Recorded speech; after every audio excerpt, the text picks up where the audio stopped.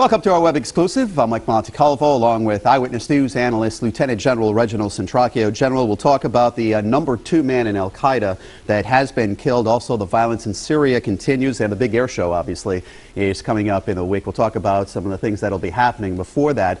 But first, on this taping on this Wednesday, it's the anniversary of D-Day, an important day in world history where 150,000 Allied soldiers landed on the shores of Normandy during World War II. Some people actually might be familiar with this story because Steven Spielberg and Band of Brothers on HBO, I think a lot of the younger generation kind of learned it through cable, so to speak, as opposed to school. But it was a very important day in U.S. history. It was. Certainly another movie that comes to mind was The Longest Day. And I think what that did was to focus on the tremendous undertaking, unprecedented, that the United Nations or the Allies took to storm that beach in such large numbers. And unfortunately, it was quite a casualty listing because of that. But because of the size, they did make it through, and obviously continued on to eventually to take down Germany and win World War II.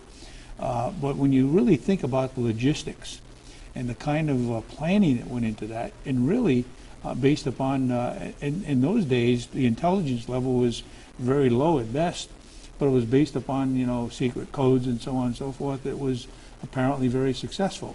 And to put that kind of a number across the English Channel, really undetected, so to speak, until they actually got there, was really phenomenal. There were a lot of firsts on that day, June 6, 1944. You talk about casualties. I believe there was like 9,000 soldiers that were killed or wounded on that day, but more than 100,000 made it to shore. And a lot of firsts on that day. The coordination was incredible for 1944. Exactly. When you talk about the coordination using legacy systems such as radio and Morse code, that was really the essence of the kind of communications we had. And obviously Morse code on the ships, from ship to ship. And when you had radio silence on top of that, it was an extremely hard operation to put together and have it turn out so well. Of course, there were problems with different units landing on the wrong beach and so on, but they were able to get back in line and eventually climb those cliffs and get onto German French soil, and eventually on all the way into Berlin.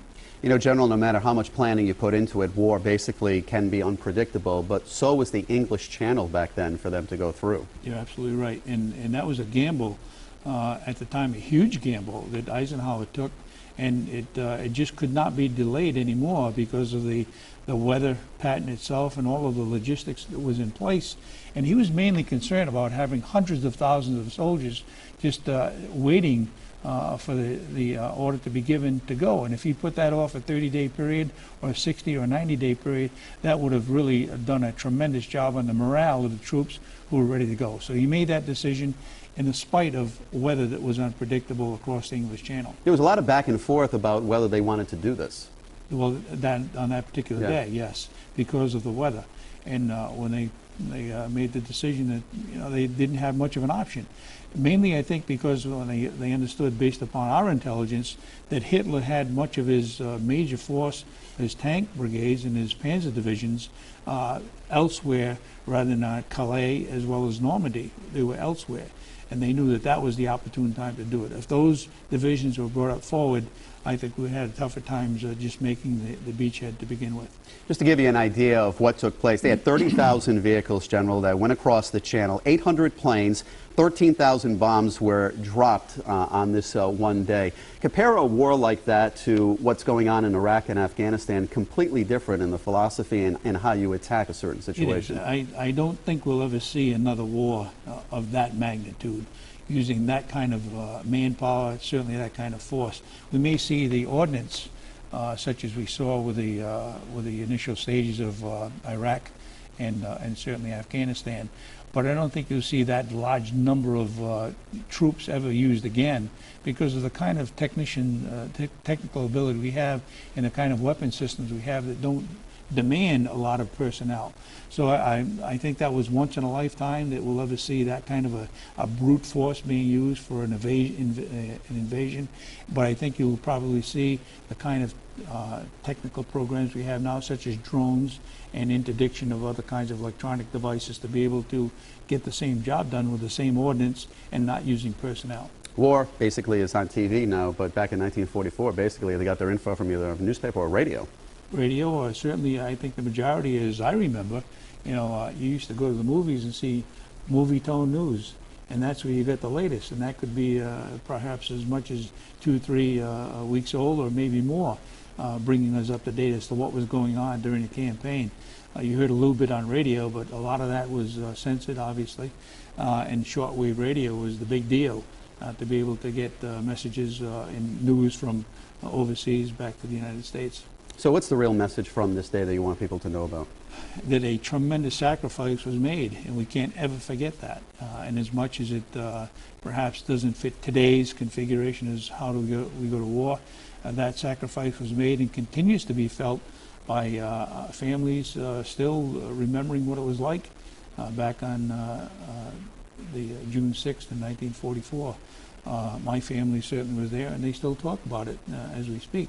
But we're forgetting that the kids coming up still need to be aware of what happened, and they need to be understand that was part of our history. Well, and as the years go on, General, with soldiers dying, it's just less and less of a population to be able to tell that story, too. You're absolutely right. During World War II, I don't think there were many families that did not have a personal interest by either someone in the family serving in World War II or knowing somebody or a relative.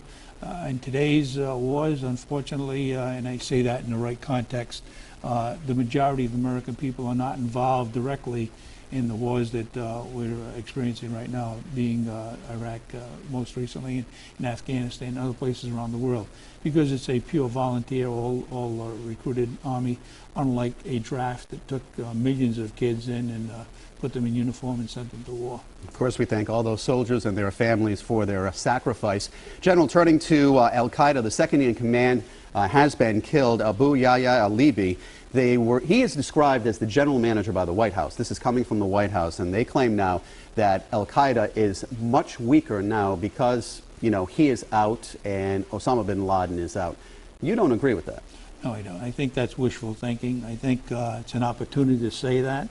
But I don't believe that because you eliminate the leadership in any organization that you don't have other people ready to come up and assume those positions, such as when we took out bin Laden, we suggested that was the end of Al-Qaeda, and many people were suggesting that.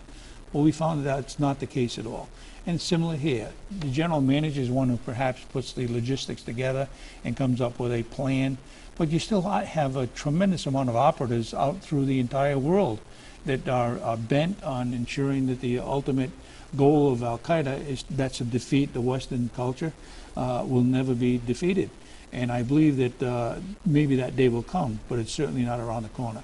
And I don't believe that Al-Qaeda has been weakened significantly. Well, one of the strengths for al-Libi apparently was his recruitment and his ability to talk to soldiers and recruit people into Al-Qaeda. And I think that's one of the reasons why they're saying it's a major blow. But you're always grooming someone else to take over. Absolutely. There's always someone in the bullpen, so to speak, and in the box to be able to come up to bat. You don't build large organizations like this without having the leadership redundancy already in place. It's not a matter of you take out the head of the snake and the rest of the snake will die. We wish that were the case, but it's not. That snake will continue to live and it'll grow a new head eventually. And I think that's exactly what we need to be absolutely careful about, that we don't become complacent and just become apathetic to say, well, we lost the leader, we lost the deputy, and really it's just an insignificant organization. That's not the case at all. Has the TSA become complacent in all of this? I believe that we're starting to see that there's a certain amount of complacency within TSA, a certain amount of boredom, if you will. I've heard someone make reference to the span of attention from a United States point of view and our culture versus the culture that we're dealing with as it relates to terrorists. In the United States, we normally gear boredom as a matter of 20 minutes. That's a level of paying attention to something with any real intent. In the case of those terrorists and radical Islamists, a generation is really the factor that comes into play as far as boredom is concerned. So we're trying to measure a 20-minute time span with a generation. And they don't mix. So when we become apathetic and we get lax, that's the time that we really need to be careful, because we need to be right 100% of the time. They need to be right only once. All right, two other quick points. The violence in Syria continues. President Assad says it is the terrorists that are killing women and children and not his regime. Will he be tried for war crimes? Because that's the big thing now. Will they capture him, he be tried for war crimes, or will they just go out and kill him at this point? It's my opinion. I think he'll be captured eventually. He'll be tried unless something radical happens and his own people turn on him. Right now, I think he still has the backing of the military in general. He only has about 3% of the people now that are backing him at this point. It's the lowest ever. That's right, but he still has the military on his side. When the military decides to do something about it, that'll be the real test as to whether in fact he is killed or captured and tried accordingly. What would make them turn? If they determine that the people of the country would turn on the military. And right now that has not been the case. But it's pretty close, because what we're seeing now is much of the violence that's taking place in several of the provinces is being conducted by the military itself under the direction of Assad, as I understand it. Now, they are going to allow relief workers to go into the country. How does that happen? Very dangerously, I guess. You know, when you got constant violence going on and you have people going in to try to help and they become victims and they're captured, all of a sudden we find out that they're considered to be terrorists in the definition of what Assad refers to terrorists. So it wouldn't take much for a relief individual to go in, try to help, and all of a sudden be tagged as one who's helping the terrorist, and they become the victim. And finally, the weekend of the 16th, June 16th, the air show will take place at Quonset Point. But if you live, whether you live in Scituate, North Kingstown, or even Providence, you're going to be hearing things in the air over the next few days. Especially the next several days, you're going to be seeing a large amount of aircraft, especially jet aircraft coming in, part of the demonstration team. Certainly larger aircraft to bring in all the support materials and personnel.